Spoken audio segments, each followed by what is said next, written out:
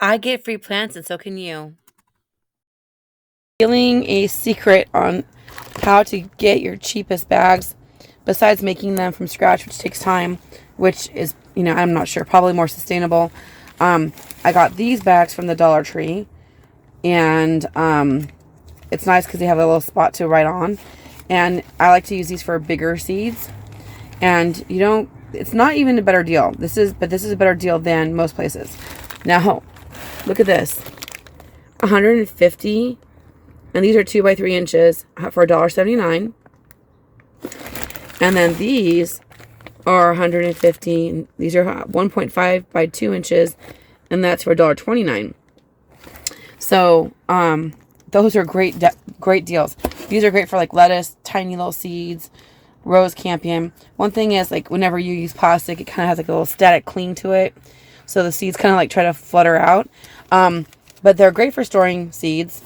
Paper is probably better. But I like to see the seeds through the package. That's kind of nice. And it's only $1.79 for so many, or $1.29 if you like the smaller bags. And these can fit really nicely into like those baseball containers, like those binders for baseball cards. These fit really nice, the smallest ones. I think these would fit too, but I'm sure that these will. And what was my point going to be? The place where to get them, of course. That's what you want to know. It's Hobby Lobby. So that's the cheapest place to find these little these little baggies. And I'm giving them away during my plant swap, right? So I'm filling them up. I don't want it to cost me a lot of money because it's a gift. But for like $1.29, I can individually bag up a bunch of different types of seeds. I put 2 different types of lettuce seeds together for this swap, and then I'm putting a bunch of moringa together and some garbanzo beans and cilantro or coriander, probably some other things too. But I'm going there, I'm going to get some plants or maybe some seeds for free. I'm going to try to be picky because I've got a lot already. But I'm not even going to miss these. I'm going to use a lot of these, but I'm going to still have so many left that I'm not even going to pretty much know that they're gone. I'm going to be giving away moringa, tons of moringa, but I've got so many packages of them.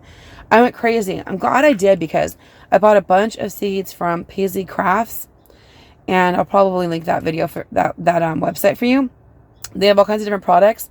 I really like the company, but they've been having a hard time getting more moringa seeds. They get it out of the country because moringa grows in really warm climates, in India and Africa. It's not from Africa, but the people have actually been bringing it to Africa as a relief effort, because moringa is like a miracle plant. The leaves can be dried and made into a baby formula. I'm not kidding you guys. So when a woman has AIDS or HIV, they can actually make a formula for the babies from moringa powder. And if there's a formula shortage, if you live in a warm climate at like maybe zone 9, but at least zone 10 or warmer, you need to be growing moringa oleifera. And if you're not, please do. Since Paisley Crafts is not selling seeds right now, like they're out of stock, they even told me that they'll email me when they have more. Because I asked that because my mother-in-law likes to use the moringa seeds for her diabetes. I don't know how to use it. I'm not a doctor. Look into it yourself. But the seeds can also be used for purifying water. And if you go to like a health food store and you buy the dried leaf or the dried leaf powder, it's extremely expensive. Now, the roots themselves are like a neurotoxin, so don't use the roots. But the leaves are extremely beneficial. And I'm going to be blessing my community today by giving away like 20-something packages of moringa.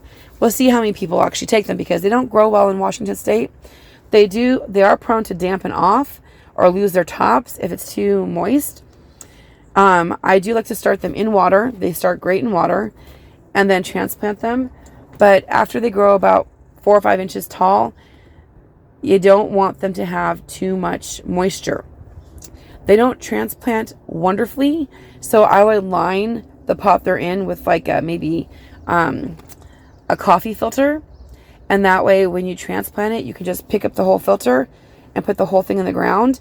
And then the long tap root won't be disturbed.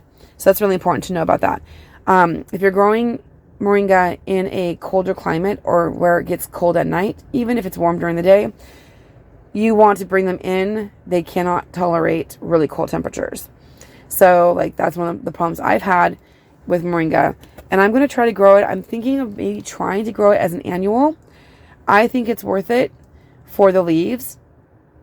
And then, of course, maybe have some in large pots that I bring in.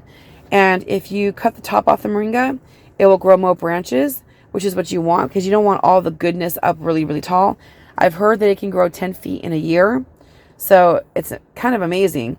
But the leaves, I mean, can you get to the leaves on if it's 10 feet high? So when it grows up, you cut the top off. When it grows up, you cut the top off, and you kind of make it bush out.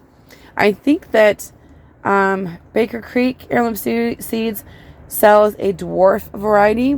That might work well for some people. If you're not buying seeds online and you're not wanting to pay, like, I mean, it's not actually, I think it's a pretty good deal. Baker Creek, when they've had them, it's a pretty good deal. You can go to some Mexican or Latino grocers, and some of them will have, and I found this out because my husband's from Mexico, and I was looking for spices and stuff. I was actually looking for cinnamon, and I was looking for that Jericho Rose resurrection plant because they sell it there too for some kind of medicinal thing. I don't know how to use it that way. I don't know if you should, but that's where I found some, and I used to buy it and pay for shipping and handling. So I wanted for my students to have some of the Jericho Rose or the resurrection plant. They also call it dinosaur plant.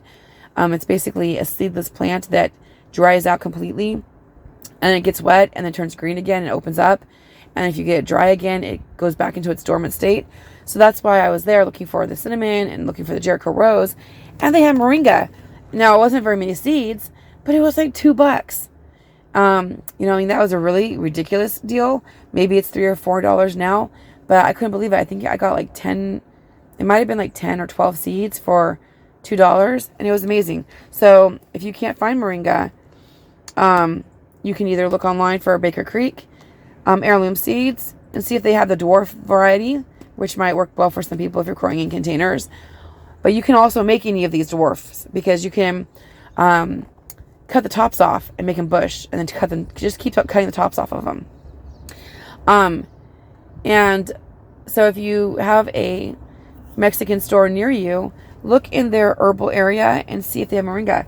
And if they don't, tell the person, say, do you have moringa? Because a lot of people would buy it if it was there. Because like I said, a lot of diabetics use it. So especially from Mexican culture. So check it out. Moringa is great. And I'm going to be giving away a bunch of moringa to my plant community today. And they're going to be super stoked about that. The ones who know about moringa are going to be stoked. A lot of people are going to go, what is that? What is that? Find out. Help yourself to 1 bag of seeds per type. There's 2 types of lettuce, cilantro, garbanzo beans, sunflowers, moringa aloe, that's 6 packs. Pick 6 bags per person. So if there's a family of 5, that's 30 bags. Okay. Hopefully that's not, they wipe me out. But I got sunflower seeds, and I got garbanzo beans. I've got more garbanzo beans, got some moringa aloe cilantro, right? And then these tiny little bags are, got black seeded Simpson lettuce, and then the red salad lettuce. So got this all ready to go in my little handy-dandy tote. And let's hit that seed swap. Let's go. There are 7 types. I actually brought some Premier Kale as well. This was really popular. I gave away so many packets of seeds, and it made me feel so excellent. It was so nice to see my community getting plants. The plants I got at the exchange was this Gemini broccoli. That reminds me, now would be a good time to start some brassicas. Good idea. Gemini broccoli. I had to grab it because I'm a Gemini. Yeah, I don't believe in that stuff, but it's kind of funny. Here are the plants that I got from the swap. Didn't go too crazy this time. There wasn't a whole lot.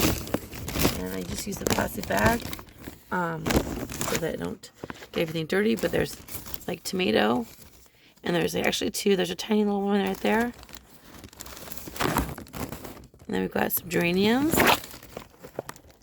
and a house plant. That one right there is the phyllo silver sword, which is a house plant. That'll be very nice. And I'm not going to attempt to say that. But this is another house plant as well. And I'll have to transplant it. But it's my little haul. So I got the broccoli, the Gemini broccoli. I guess you can call the geranium a house plant here in Washington. So I got 3 house plants and 2 tomato plants. Lovely. It was just as much fun giving away the seeds as it was getting some free plants. Be good, be sweet, grow a garden if you want to eat, and I'll see you next time.